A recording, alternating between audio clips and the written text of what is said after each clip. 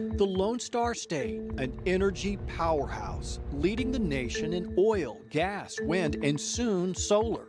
How then are we home to one of the most fragile, unpredictable power grids in the nation? How will we survive this summer? And how do we prevent what happened 2 years ago? Well, our historic winter weather outbreak continues here in Central Texas From happening again. For 2 weeks, reporting from across the state what's new now and what's next in the power of Texas. Well, for the 5th time this summer and the 2nd day in a row, Texas has broken the record for power demand.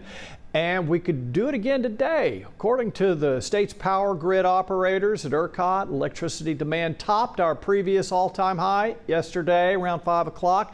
Good news is we have enough power supply to keep up with all that demand. Let's take a look now at today's energy supply and demand forecasts across the state. We're expecting peak demand this afternoon around 5 o'clock again. Supply expected to be steady. ERCOT officials say the weather watch expired last night and has not been extended at this time. Meanwhile, in El Paso, residents are not reliant on the Texas grid like the rest of us. Our Luis Garcia explains why the city is not part of the state power grid and why they're confident their power will stay on this summer. Albert Montano proudly shows off a diesel generator. It is part of the El Paso Electric's Black Start system, capable of supply power to the station in case of a grid power loss.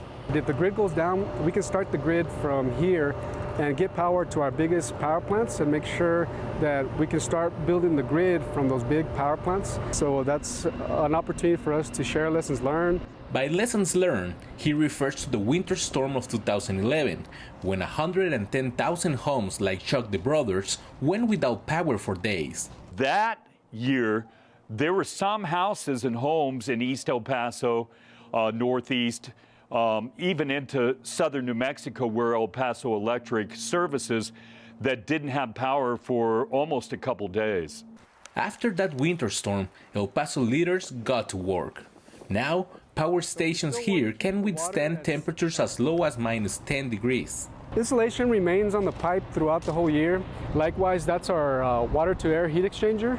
And for the same reasons as insulated, we want to make sure that the cooling capabilities remain even when it's hot. So we're essentially doing the opposite of what we're trying to do or accomplish during the winter. The county of El Paso is not part of the Texas Interconnection Independent Power Grid, which covers 213 of the 254 Texas counties. Because of its location, leaders decided in the 1970s to connect to the Western grid, a grid that feeds several states and has its own backup system in case one area lacks energy. And the Western grid has a mechanism called the Energy Imbalance Market. So we actually can purchase renewable power from California that during the day there seems to be a lot more of, and use it here in town. Even then, after the freeze of 2011, El Paso Electric chose to protect its own plants. We have a seasonal readiness plan, so it's actually a plan for the winter and for the summer, and they go on year-round and they overlap.